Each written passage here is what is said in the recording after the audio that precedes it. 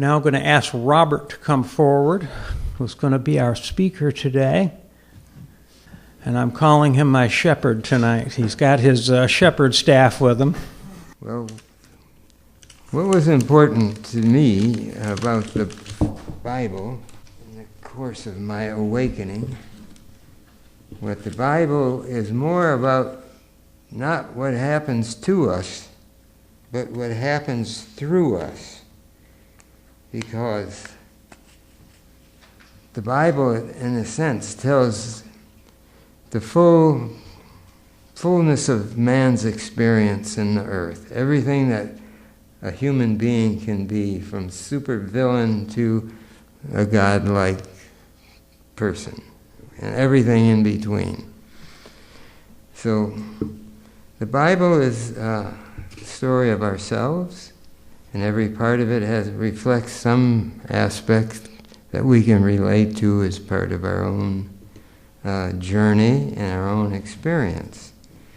And it's interesting to note that Luke, that was just read, it begins with a journey.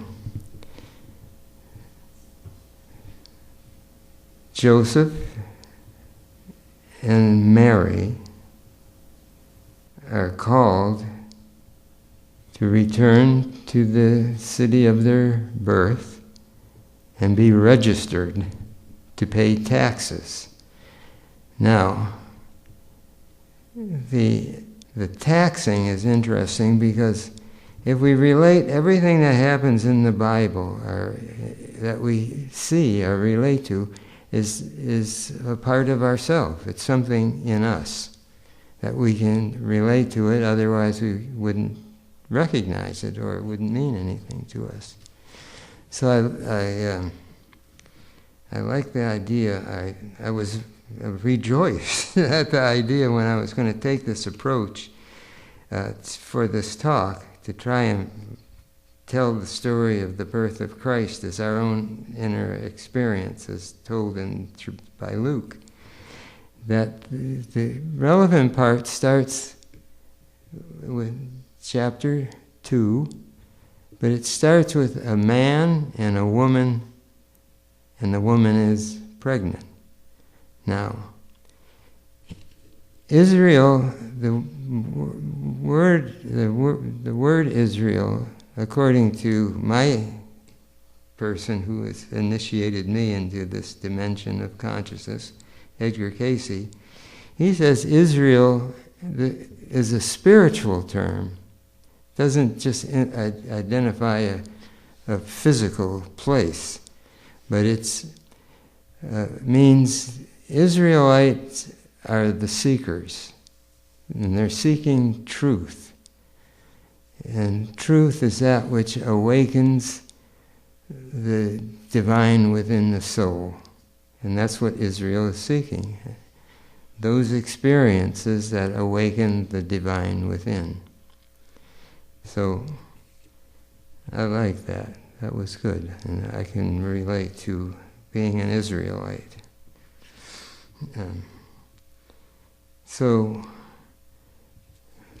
Caesar, at the time of this journey that Joseph and Mary and the newborn, or unborn child, is embarking on, Caesar is the ruler of the world. And he wants everybody to be registered for taxing. Now, the ego, Caesar is in our life, until we become more awake and initiated, the ego is our Caesar. It rules our life. It rules our reactions and responses. We start creating those when we're little infants, about things we want and demand and things that happen to us, and they form the sense of who we are. Who I am as a entity in the earth, through my physical experiences. And that ego can prove to be taxing. That's the thing. The thing that the ego gets us involved in to preserve its identity and increase its identity and power in us, puts us often into stressful situations that are taxing on our consciousness. Now, that happens also in the search for our truth, for that truth which awakens the divine within. Because the ego doesn't want to give up its power. So we find ourselves, when we're trying to grow, committed to grow, we get in stressful kind of moments. And it's only when we surrender to the truth within, to the spirit within, that we can get release from that stress. Because then we're with a state of oneness. Now, so the thing that struck me about looking at the second chapter of Luke with this idea to try and identify things that we relate to today, that it's, the Bible and isn't about the past, it's about the ever-present now. And its symbolism is about those who are the seekers. And as long we're genuinely committed to seeking the light, seeking the highest we can be in consciousness, that's awesome. We're going to have similar type of experiences as those seekers that are recorded, in Scripture. It's universal to the human frame. Edgar Cayce said that the purpose of souls coming into earth, taking on flesh bodies, creating an identity, is for the awakening, to awaken to who and what we really are.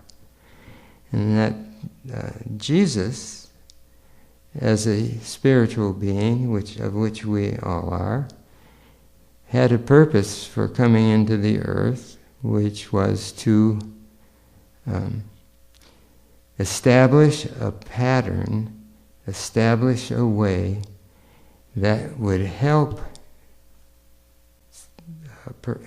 someone who is lost to their physical consciousness, to their physical desires.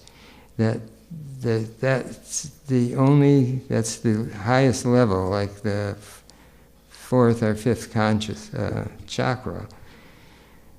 To remember that there's other dimensions to us, 5, 6, and 7 chakras, but we are caught in the physical world.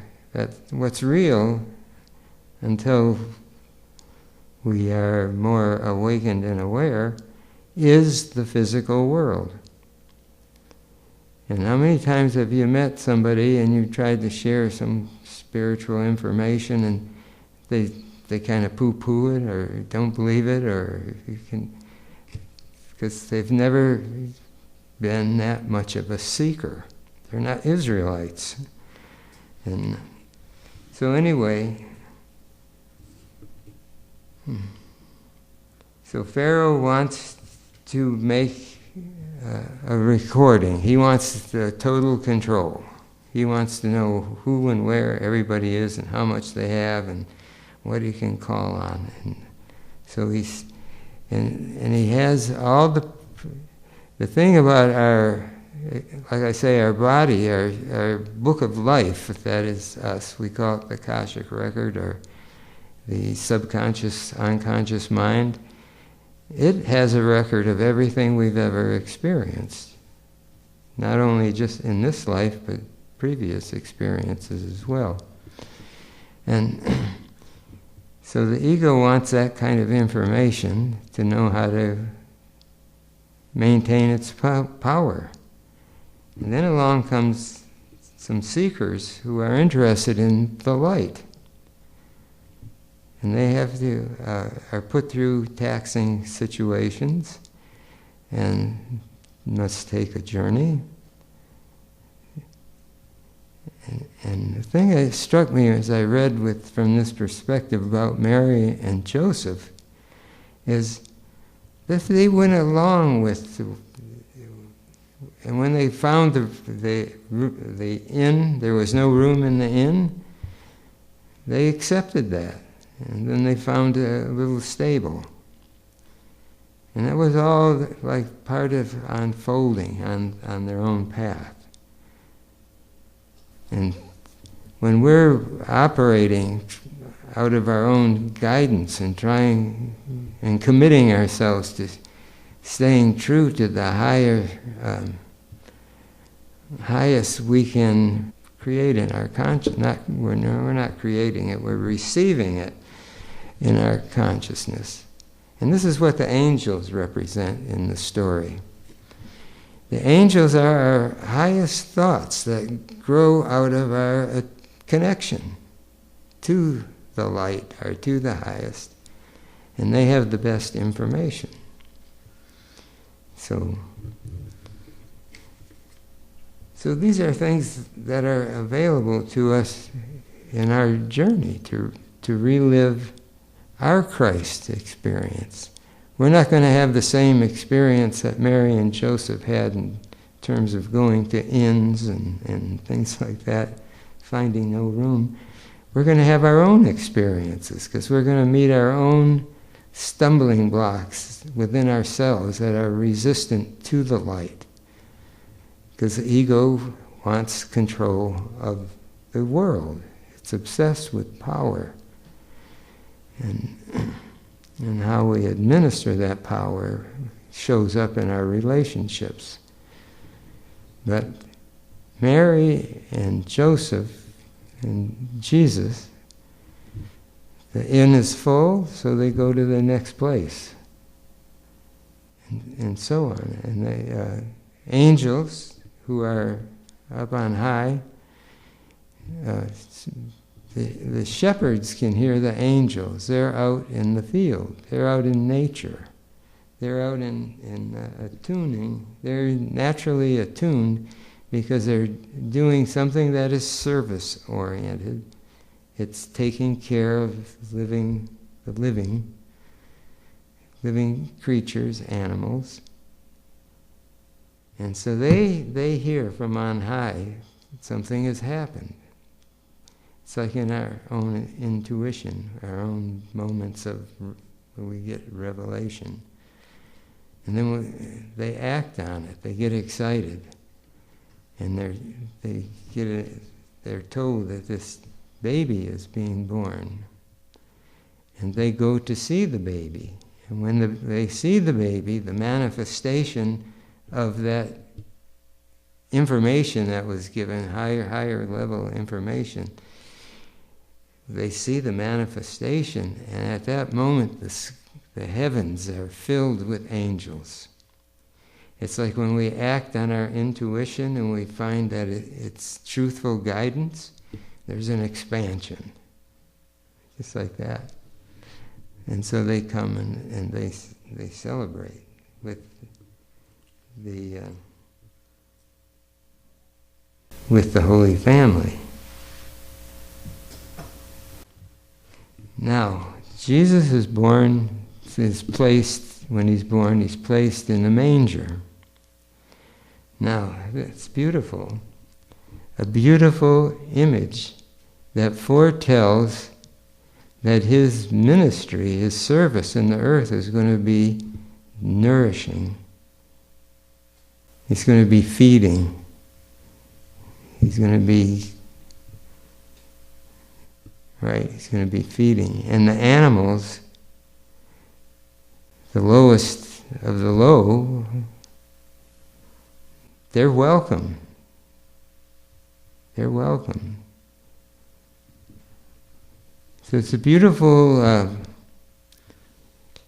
that they didn't resist and get upset when the room was full, but just moved on to the next place that was available to them, open to them. And then when the baby was born, his future was forecast through the manger as to what his purpose in the earth was going to be.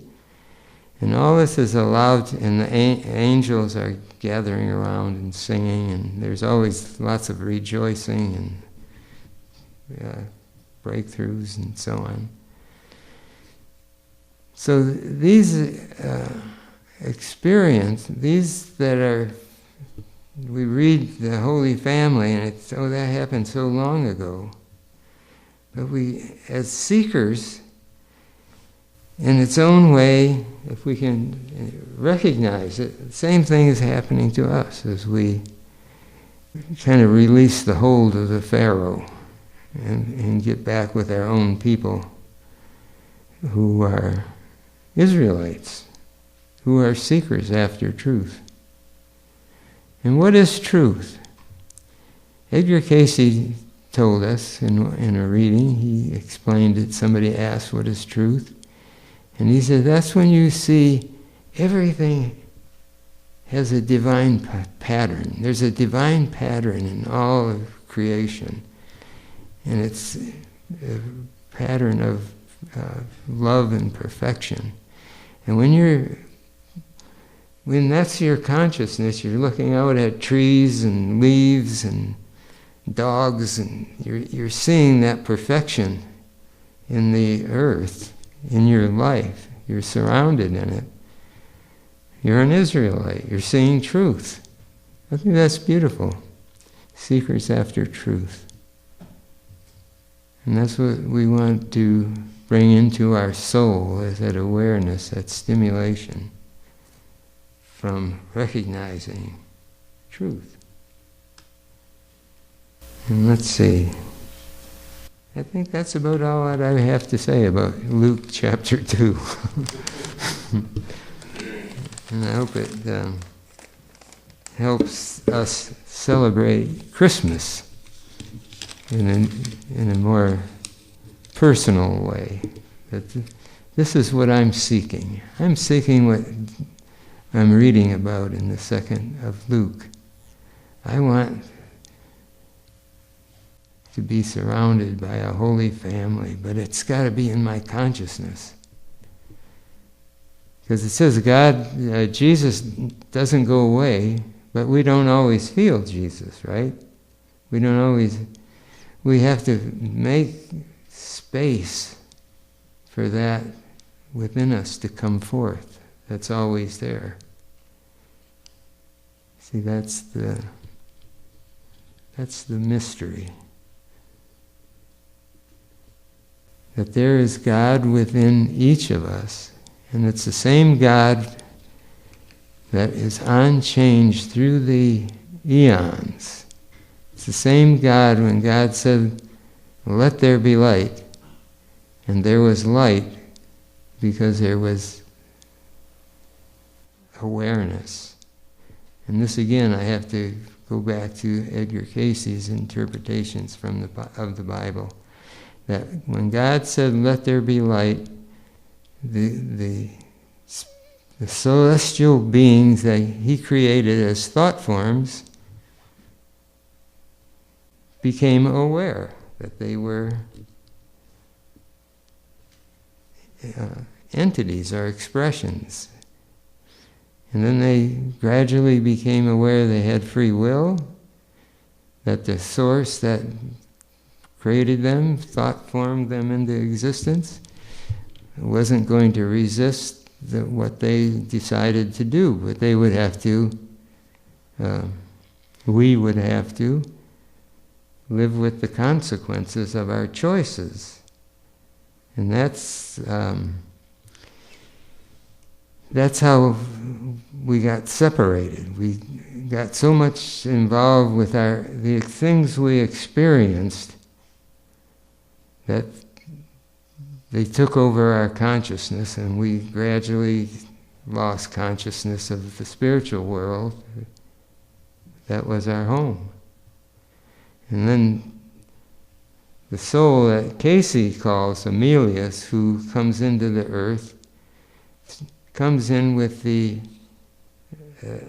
purpose to find a way to help those who are lost in their awareness to find out who they are by showing them something perfect. We lost sight of perfection. We got caught up when thinking things of the physical world were perfect, and they became something that intoxicated us. But he showed us through his experiences in the earth, and there were many, to always being guided by that purpose to find a way to show perfection that would awaken the souls who looked upon it, the awareness of who they were, and show them a way to live that they didn't lose that awareness. And that was through service. Service to the others. Isn't that a beautiful story? Yeah, I think so too. Yes. So God bless you, and I hope we can carry this into Christus and be beautiful with it. Thank you so much.